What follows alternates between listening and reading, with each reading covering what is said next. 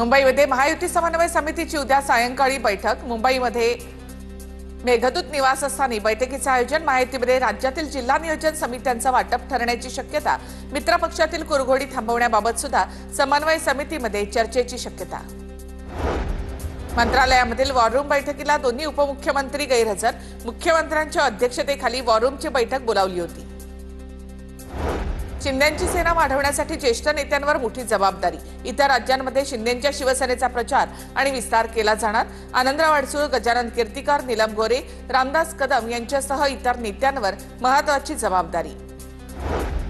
भाजपमध्ये 75 वर्षापर्यंत नेता राहता येतं, मात्र पदावर असल्यास 80 वर्षापर्यंत नेता राहता येतं। अमरावतीमधील कार्यक्रमात मुख्यमंत्री देवेंद्र फडणवीस यांचं सूचक विधान। उद्धव ठाकरे 3 दिवसांच्या दिल्ली दौऱ्यावर। 6, 7 आणि 8 ऑगस्टला ठाकरेंचा दिल्ली दौरा। इंडिया आघाडीच्या बैठकीला उपस्थित राहणार। संसद भवनातील नव्या कार्यालयाला सुद्धा भेट देणार। निवडणुकांच्या कामासंदर्भात सर्व पक्षांचे नेते एकत्र येत असतात। उद्धव ठाकरे यांच्या दिल्ली दौऱ्यावर छगन भुजबळांची प्रतिक्रिया। 7 ऑगस्टला उद्धव ठाकरे दिल्लीमध्ये इंडिया आघाडीच्या बैठकीसाठी जाणार। मराठी भाषेचा जो अपमान करेल त्याच्या कानाखाली बसणार। निशिकांत दुबे महाराष्ट्रात आले की आमच्या पद्धतीने त्यांचं स्वागत करू। मेळाव्यानंतर संदीप देशपांडे यांची प्रतिक्रिया। महाराष्ट्र आणि मुंबईसाठी यूपी बिहारींचं मोठं योगदान। हिंदीच्या मुद्द्यावरून दुबेंचं पुन्हा वादग्रस्त विधान। तर या निवडणुकीत मनसे आणि ठाकरेंच्या शिवसेनेचं राजकारण पूर्ण संपणार। दुबेंच्या वक्तव्यानं वाद होण्याची शक्यता। तुमच्या राज्यामध्ये उद्योगधंदे नसल्यामुळे तुम्ही मुंबईत दुबेंच्या वक्तव्यांना फडणवीसांनी खतपाणी घालू नये असे अनेक दुबे आले गेले। संजय राऊतांचा टीकास्त्र।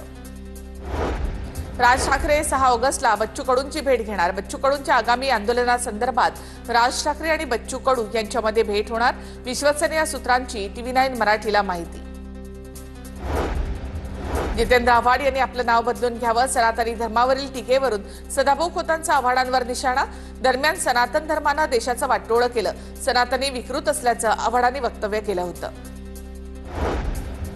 रोहित पवारांकडून पुणे पोलिसांवर दबाव आणण्याचा प्रयत्न। भाजप प्रवक्ते केशव उपाध्ये यांचा आरोप। आव्हाडांच्या वेळी सुद्धा रोहित पवारांनी पोलिसाला वाईट पद्धतीनं फटकारलं होतं, उपाध्येंचा निशाणा। नेहरू आणि महात्मा गांधींचा विकासाविषयक दृष्टिकोन सकारात्मक होता, नितीन गडकरी यांचं वक्तव्य। तर गडकरींनी नेहरू आणि गांधींचे योगदान मान्य केलं असेल तर त्यांना सलाम।